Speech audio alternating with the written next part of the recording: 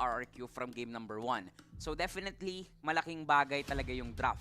Bukod sa global ban, yung nakikita nating simula pa lang, unang draft pa lang ng isang series, nagmamatter talaga for each and every of the teams para mahawakan nila yung match point. So, feeling ko lang naman for these two, Game 1 pa lang, gugustuhin nilang makuha talaga yung mga signature heroes nila. Possible, RRQ, kailangan nilang irespeto yung mga assassin pa rin dito ni Kuya James Banks. Meanwhile, for Lazy, kailangan nilang kung magatanggalin yung hindi sila willing ibigay as of this moment para sa side ng RRQ Kaito. And speaking of, doon din pala sa aking top 3 plays na ginawa ko din no, sa aking page, number 2, si James Banks, yung sa kanyang The Dash Brothers with Dare, yung Lancelot, Yung 2 versus 2v4. 4. Tapos ang top 1 ko naman, yung We Are Electric ni Kuya Denjiro. Oo nga, yung Yung mga Hayabusa. Hayabusa ni Kuya Denjiro. Pero kasi kung Hayabusa din yung usapan, si Kuya James, Yun may na nga isip mo na rin.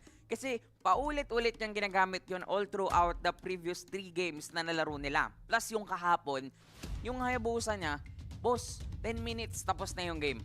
Ayun nga, no? Eksaktong 10 minutes tapos na yung game. Yun yata yung pinakamabilis natin for this season. I think so, yeah. Yun yung pinakamabilis kasi ang record natin at around 9:20 galing sa Smart Omega News naman. Oo. Pero way back season 2, if I'm not mistaken.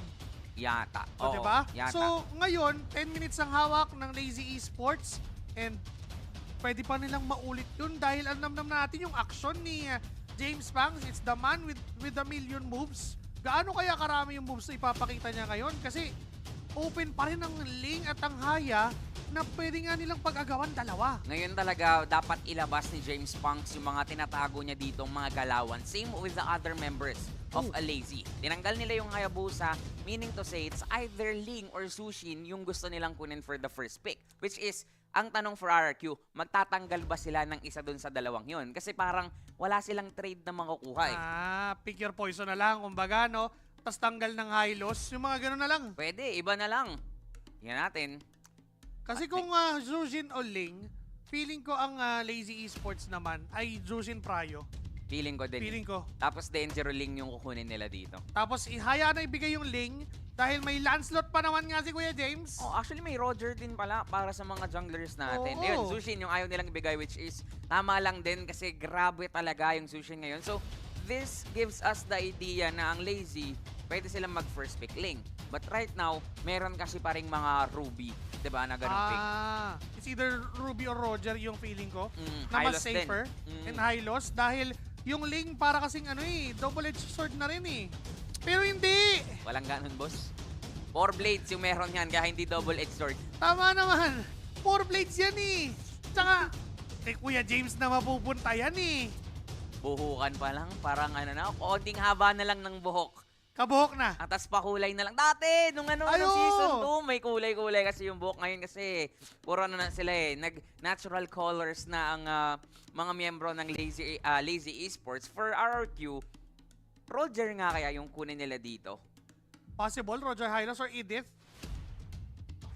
Aurora and Edith could be possible para sa RRQ Kaito. Remember na yung Edith ngayon is...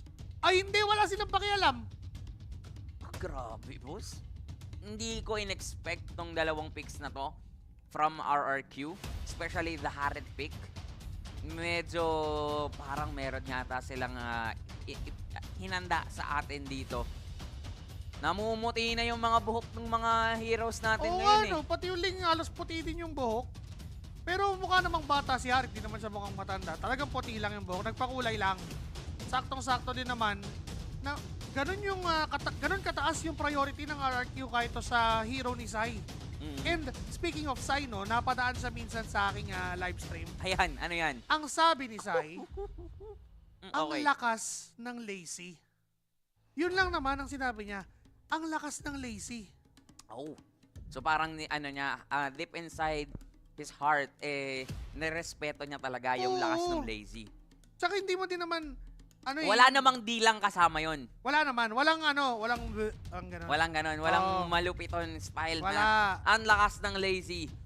Walang ganon. Walang ganon. Okay, walang ganon. Sabi niya, ang lakas ng Lazy. Yun na, ano yon, deep respect sa Lazy Esports. Sinusure kasi- lang natin, sinusure lang natin. Sinusure lang. Sure naman, At sure naman na rin ang Lazy. Lunox, katapat na agad sa Harit. Nakita na natin yan kahapon. Actually, pinasikat yan, pinauso ng RSGC nung week 1 pa lang kung paano nila minamaximize yung Lunox on the gold lane encounter with the Harit. And this is a hero na mapupunta naman kay Nova. Ang kaso lang, for me, as of this moment, kaya ba nilang i-burst down? Kasi, ang pwedeng gawin dito ng Lazy, di ba parang ang hirap targetin yung mga yan. Kahit na Oo. ibato mo, parang hindi sila basta-basta mahuhuli. Pero, kina-question natin ang defending champs. Kina-question natin si Finals MVP. Finals MVP eh. Kahapon nga yung Franco, parang nung unang nakita ko, parang ang hirap naman kasi wala kang target. Si Kuya Nova na yan eh. Yun, in-MVP. Ayun, in MVP, pinag-hook pa tayong lahat sa screen, Kaya di ba? nga naman. At saka magtatanggal sila ngayon ng mga pang counter-engage, which is the Tigreal. Kasi nga naman, kapag yung Tigreal yung napili mong iba to, baka masetapan yung likod.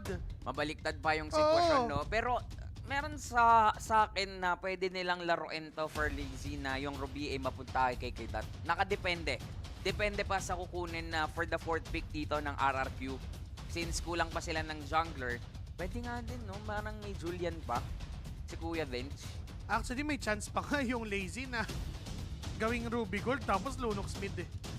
Kasi parang Diba? greedy. Oo, greedy lang masyado dahil may scaling ka na mid lane, super scaling na mid lane. By the way, yung Lunox, hindi siya fit sa mid dahil super scale nga siya. Tapos yung Ruby, kailangan mo din ng item bago makasabay sa Harith kasi hindi madaling sumabay sa Harith kung Ruby ka. Hindi ka So, naman mga pang sayaw-sayaw eh. Oo, the most probable thing na mangyari, Lunox Gold and a Ruby XP. Mas leaning towards ako doon, pero look at the Angela. Ang lalim ng pinagugutan ni Coach Pau dito na baka mamaya, sinasay ko lang tayo niyang Ruby, talagang para kay Der pala. Kasi itong si Coach Pau, inspired ngayon eh. Oo. 'Di ba? May pa-hard lunch pa nga si Pumahard lunch eh. Puma-hard lunch si James Raid ng MDL, 'di ba? And the Lazy, nagtanggal sila ng Nolan dito. So parang alam mo 'yun, dito natin makikita na talagang pinaghahandaan ng mga teams yung isa't isa. For RRQ, tama ka, ang lalim nung ban na 'yon ng Angela. Pero kasi hindi nila inaalis yung possibility na ganun. Remember, RRQ, umabot na sila sa punto ng global ban na naranasan na nila yung Game 5. 5 games. Pero hindi sila naubusan ng heroes. That is because of the mind of Coach Pau. Pero ngayon kasi, yung mind games, nagsisimula pa yan kahit sa Game 1 pa lang. Tsaka, Coach Pax naman yung sa kabila eh. Coach Pau, Coach Pax, parehas may PA yun eh. Tama din naman. Oo, di ba? Ganon katindi ang utakan ng dalawang. Ayan Ito na, na Predrin naman. XP!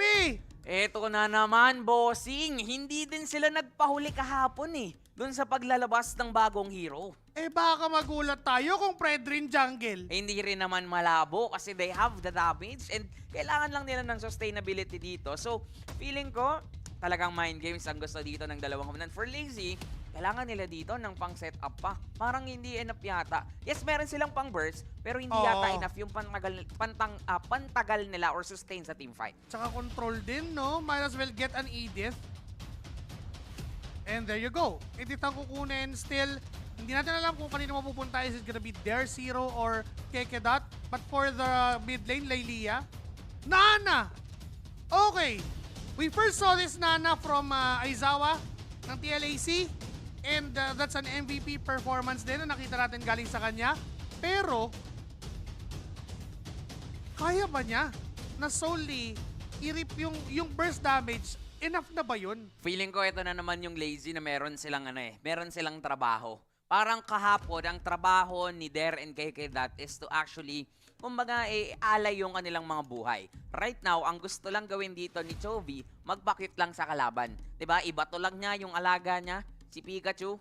Tapos, kapag merong naging pusa dito or naging Molina ang RRQ, yun yung possible nilang maging target. Or, Maaari. pwedeng, ayun Oy! yung pangpigil nila Sa- dun sa aggression. Kaso paano mo pipigilan yan?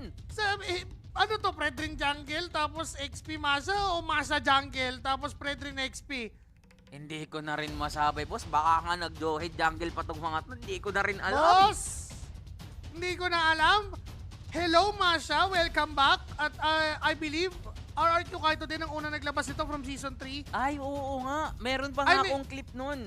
Actually, hindi yata sila. Pero, Si James ang nauna. pero kasi nung nilabas ni Ferds on the XP, parang yun yung yun yung debate pa before. Saan ba dapat talaga nakalagay yung oo. nakalagay yung Masha? So, kayo sa tingin nyo, saan ba mapupunta tong mga to? I-comment nyo dyan sa baba. Based sa lineup pa lang, sino sa tingin nyo yung aangat? Para pala sa mga natin, sa mga RRQ fans, who do you think?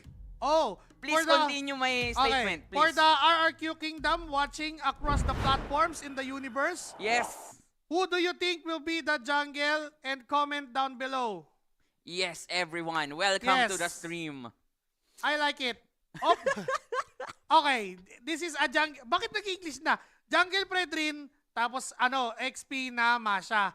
The thing is, naka-lethal ignition pa at naka-master assassin itong si Ferd. So, technically, ang gusto niyang gawin, i-dominate lang talaga yung lane para mas makatulong. Pero mukhang si X-Nova may plano. Nagkamali ng bato. Kasi nag-flicker din si Shizu eh. Oo. Nag-flicker din si Shizu. Okay. At sa mga commenters natin, for the kingdom, you can use the hashtag #VivaRRQ when commenting or trying to support your team. Kapag naman sa Lazy Esports, hashtag Lazy Esports lang din. Ang Ayan. inyong ilalagay para sa mga supporters ng Lazy. Pero teka lang. Ayun o. Yun yung sinasabi natin. Mapipigilan yung tapang ng RRQ Kaito dito if nandyan yung Molina. So pang pukaw apoy. Pang pigil na gigil. Sabi nga ni Athena. Okay, so yun ang technically the point for Lazy Esports. Ang gagawin lang ni Chobi all the time, mangyamot lang gamit yung Molina. Mangyamot lang mula kay Kuya Chovy. Talagang ayaw niyang palapitin yung kalaban. And since dun sa kabila naman, for Lazy Esports, makikita natin dito, pwedeng alagaan nila yung gold laner nila na si Shizu, yung Lunox. Why? Kasi ito yung magiging sagot para hindi lang kay Denjero na Fredrin, even para sa Masha ni Ferds. Oo nga, kasi Ultimate Shredder. Diba? Sabi nga, para sa hula ng madla ni Edward De Los Santos, this is gonna be a 2-0 by RRQ.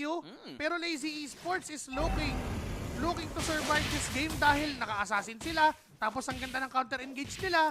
Ang ganda rin ng crowd control na meron sila. Teka, turtle fight Tingnan natin kasi parang ganda ng pwesto ni X-Nova. Pwedeng si Kekidat nga yata. Agad yung bibigyan. Pero same with this two. Ayaw talaga nilang magpatalo kasi nandun na yung Tempest of Blades. Binalibag pa. First Blood ay mapupunta sa Lazy. Naka-retry pa si kuya mo, James Banks. Bigla na lang nung tapos niya ng hugasan yung plato, yung baso, tas yung plato naman. Baliktad ako eh. Basta tinaob niya na lahat, inugasan lahat, ginawa niya na lahat ng trabaho at hindi nakapag-retry doon na si Kuya Denjero. A kill, tas the turtle, first blood pa yun. So technically may first blood bounty. This is indeed a lead for Lazy Esports. And now, nandun na naman yung ikot nila papunta kay Kuya Shizu. Pag walang objective, okay, protect natin si Shizu dahil yan ang bumuhat sa atin mamaya at si X-Nova, first down! Oy, nakatakas, naka-flicker out, pero apat na miyembro. Kung tutulungan mo, Denjero, sige sa'yo na lang namin itutuon yung atensyon. Nice flicker, burned mula dito kay X-Nova, pero nakikita natin yung tapang ng Lazy Esports right now na gusto nila. Sila yung magko-control. Members of Blades, just to get away from the Appraiser's Wrath, alam ng Lazy Esports kung paano paganahin yung lineup nila. Kung sa bilis ng lineup, lamang sana yung RRQ dahil sa sa Johead.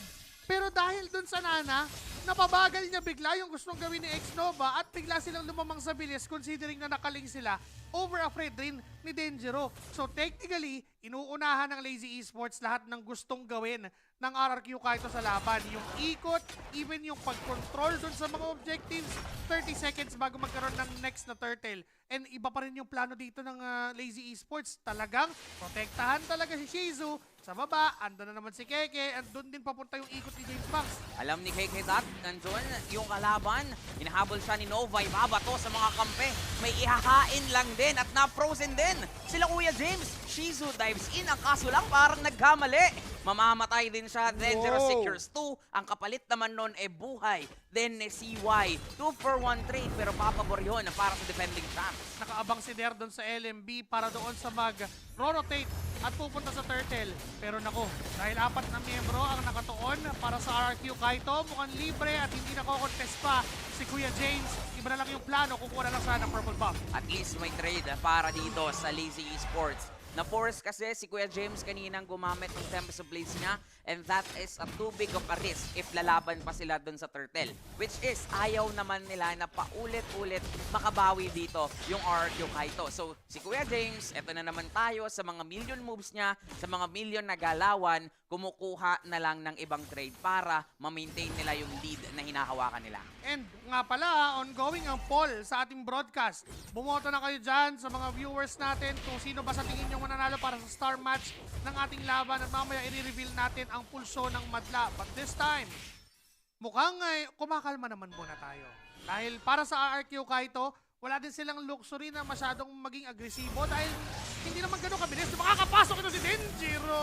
Ang aga nung hatakan, ang aga nung burst down na gustong gawin dito ng dalawang koponan, especially sa mga roamers pa lang. Basta parang pag may nakita, gusto agad bigyan. Meanwhile, para din dun sa mga kakampi nila, kung hindi gaya, edi mamba out na lang muna. Ganun talaga yung plano dahil hindi naman din talaga kaya pa ngayon. Dahil alam naman natin, yung Ling mas gusto niya ng damage. Samantalang si Denjiro, gusto niya sumabay muna sa sustain at mismong yung gold crab. Hindi Grabe. pinapatawad ng dalawang teams eh. Actually, si Kuya James level 10 na. Si Kuya Denjiro level 8 pa lang. 2 levels ahead Grabe. dito ang Ling, which is, again, that is to be expected because of the mobility na meron yung Ling. Ang kaso lang, na-maximize kasi ng Lazy yung kalamahan. And ito yung minamaximize naman ni Denjiro. Even though that he is behind by a level as of now, yung tapang naman niya na kaya niyang brasuhin yung kalaban, pinaparamdam niya rin for Lazy. And sabi nga ng hula ng Madline, sabi ni Mobilim, first game Lazy. KK Dot na burst down agad.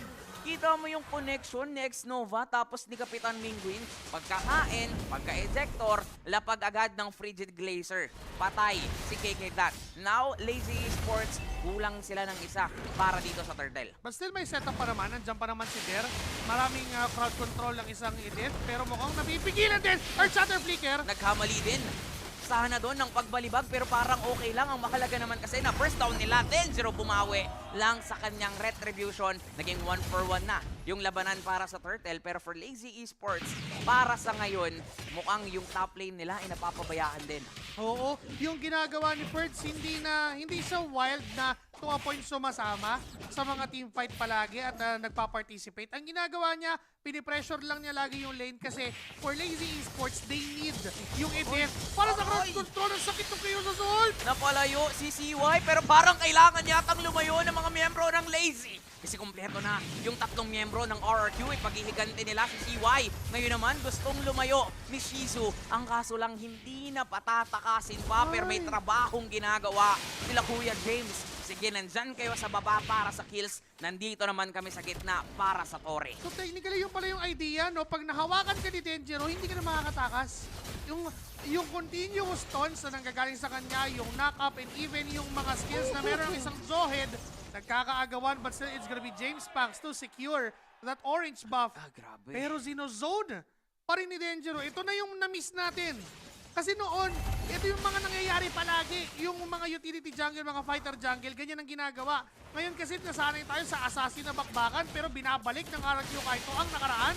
Nakadepende pa rin daw kasi sa gumagamit. Nakadepende pa rin kung paano nyo i-execute yung lineup. Sa mga nagtatanong kung ano ba yung mas okay ngayon, assassin ba o utility junglers, dito natin malalaman yung sagot. Talagang nakadepende sa execution ng dalawang to. Tutulungan na mismo tayo ng dalawang kupunan kung ano nga ba ang mas okay. Nakadepende pa rin ba sa galawan o depende na talaga sa kasama at doon sa mga ginagawa nila sa mapa dahil nag-group up na ngayon ang RRQ Kaito. Kailangan. Dahil hindi nila kayang sumabay ng 1v1. At yun naman yung gusto ng Lazy, umanap ng pick-off pa ulit-ulit. Meanwhile, Ferds, ang ginagawa din niya, sige, mag-action kayo dyan, ako naman dito, farm lang muna. And parang makikita yata natin dito yung mga one-hit palakpak, yung tipong ang target lang ni Ferds ay yung magiging backline dito ng Lazy Esports. And that is gonna be a challenge pa rin naman para kay Ferds. That is why for Lazy, minamadali din nila kahit papano. Alam din kasi nila na once magkaroon ng item si Ferds, dun papasok yung pagpapahirap na oras sa kanila. Pero kung retrihan ng labanan, medyo delikado yung Ling dito dahil merong, parang sa akin mas 60-40, 60% sa Fredrin dahil meron siyang Appraiser's Strat Red 3. Pero yung Ling naman, kung pabilisan ng kamay, dahil may Tempest of Blade siya, hindi siya crowd control. So kailangan dito talagang maingat yung dalawang koponan. That, mukhang siya yata yung maiipit. Nung nakita dun sa gilid, agad-agad binigyan. Pero dun pala sa likuran, James Punks with the Tempest of Blade, si Mingwin ang namataan. Otherwise, CY sumasayaw pero pipigilan muna. Pinatay yung music, hindi na nakasayaw. Ferds! Nandito na si Ferds, the wild one. Ang aso lang ang nagwawala ngayon, si Kuya James Punks. Binato ni Xnova pero hindi yata mapipigilan sa Abutan! tapang. Yung Lazy Esports ngayon, kumpleto pa yung 4, 2 na lang sa RRQ at mukhang yung Lord hindi na makakakontest pa ang defending champs. Dalawang quick turn yung nakita natin. Nung nag-conceal yung RRQ Kaito, nung akala nila walang tao sa long push, pakanan na sana. Pero kumaliwa kay Kekedat. Tapos yung Lazy Esports naman, nag-quick turn sila from targeting the Lord to targeting heroes from RRQ Kaito. At nakahalamang sila sa pagkakataon dahil damage talaga si James Punks. Siya yung nangibabaw doon sa laban. Tapos naka-thunderbelt siya ngayon. So meaning to say, damage na, meron pang extra sustainability kahit papano. Meanwhile, para dito sa RRQ, nakikita natin, mukhang ang gusto talagang punteryahin ni James yung likuran. Si Mingwin and si CY, hindi tumagal dun sa mismong teamfight. Kahit anong sayaw niya, sinasamahan ng blades na manggagaling kay James Punks. And ito yung rason ba't siya tinawag the man with a million moves. Meron siyang mga ginagawang kakaiba, kaso nga lang may naiba to, si Kekedat pala, pero mag-aatrasan muna. Ang bilis lang din pala na burst down yung Lord. Ang bilis lang kasi level 1 lang yan. 6-6 ang score. Parehas ang kill score natin dito pero lamang ang Lazy Esports kung usapang pag-control sa mapa. Yes, na ibabato ni Kuya Xnova at kahit sinong miyembro dito ng Lazy Esports kaya nilang i-burst down. Ang kaso lang, yun na naman yung trabaho ni KKDat. Maging pain, maging talagang parang sakripisyo lang para sa Lazy. Tignan mo yung ginawa nila kay Kekedat doon. Nag-dash siya gamit yung passive ng nag-don't run Wolf King sa damo, dash palabas, humatak, tas naka-ready yung Earth Shatter ni Der. If ever na may tao doon, paalam na eh. Goodbye talaga. Buti na lang walang tao doon. Kung ikaw ay talagang supporter ng RRQ, mapapa-tank lord ka na lang dahil walang tao doon. Di ba? Kasi kung saktong nandun si Xnova, even the Zohead can be bursted down by Lazy Esports. Remember, that is a Lunox. 0-2-4 man yung KDA niya, pero you don't wanna count out the damage output na meron siya during the Chaos Assault. Pag ganyan yung mga yung mga KDA ng mga Lunox, huwag mong pansinin yan. Ang Oo. pansinin mo yung items na meron na yung Lunox. Kahit gaano man mapugo ang isang Lunox o mahirapan sa farming, ang magmamatter pa rin kasi talaga yung ilang items na yung meron siya. Boss, pag niratrot ka ng purple liquid yan, mapapa 0-2-4 ka talaga sa sarap eh. Huwag mong pansinin yung 0-2-4. Ang pansinin mo nga daw, sabi ni QWERTY, yung item ng Lunox. Kasi kapag itong Lunox na to, hindi pa napigilan talaga, hindi pa yung totoong nakokontrol. And mind you, para kontrolin ng Lunox, ang dami mong resources na gagamitin for RRQ Kaito. Sobrang dami nga talaga. And for RRQ, nakikita naman natin dito, hindi pa naman natin napapansin na nababurst down na si Denjiro. Buhay pa rin siya dito, 301. And that is because assassin din naman yung nakasanayan niya. Which is, nagiging maingat pa rin siya dun sa farming. Oo. Meanwhile, ang napapansin natin dito for Lazy, tinatry talaga nilang i-control yung mapa. Sila talaga yung mas mabilis na nag-rotate dito and naghahanap talaga ng target. Kasi kung meron silang makita, alam din nila, kaya din nilang i-burst down. Yun naman talaga yung prowess nung lineup nila eh, di ba? Kapag nakakita ng ayan o, yung mga ganyang pa-check. Kahit walang nakikita eh. Di ba? Kasi gaano ba kabilis yung cooldown niyang I am offended? Parang less than 20 seconds lang yata yan. Kaya spammable para kay Kekedat. Pang check push niya mismo yan. Tutuloy ba yung Lord? Kasi for Xnova, parang gusto rin yata nilang ilaban. Binitawan ng Lazy Esports ngayon. Mukhang Lord Dance na naman yung makikita. Tapos na tayo dun sa era na yun, pero binabalik ng dalawang to. Yung Filipino Lord Dance. Nostalgia hits. Dahil maulan din ang panahon, kasabay ng amoy ng alimuong, ay ang mga alaala ng nakaraan. Pero wag kayong magdilulo muna ha. Ay. Alaala ng nakaraan sa Land of Dawn. ay. Sinabato na agad sa laban pero nag-Winter Crown para tumagal. Pero may frozen na ibabato si Kapitana Ay, wala Mingwin. si Ang Sai. kaso lang bagsak sa Sai. At ngayon si Denjiro ang magiging target ng Lazy Esports. The proper targeting! Ngayon nung alam niya na meron pang passive si Kapitan Mingwin, hindi niya na ipipilit pa. Focus sa Lord Transition, U-turn na naman, parang nagto-Tokyo Drip lang. If you see it, then you mean it, then you know you have to go. Wala na ni-U-turn na tayo ng Lazy Esports. Kahit malayo ang U-turn sa EDSA at Commonwealth, ni-U-turn tayo ng ni-U-turn. Para kasi sa mga hindi nakakaalam, bandang Commonwealth. Sa bandang Commonwealth kasi yung bootcamp ng Lazy Esports. Nung bumisita kami dyan, hirap na hirap pa akong mag-U-turn. Ang layo ng U-turn eh. Pero ngayon, binibilisan at minamadali ng Lazy Esports. Sabi nga natin, nung unang laban nila, daig ng maagap ang masipag. Kaya ngayon, sinisipagan na, inaagapan pa ng Lazy Esports. 2-in-1 yung pinapakita sa atin at parang all-in-one din yung hatak. Mauhuli lang si Xnova.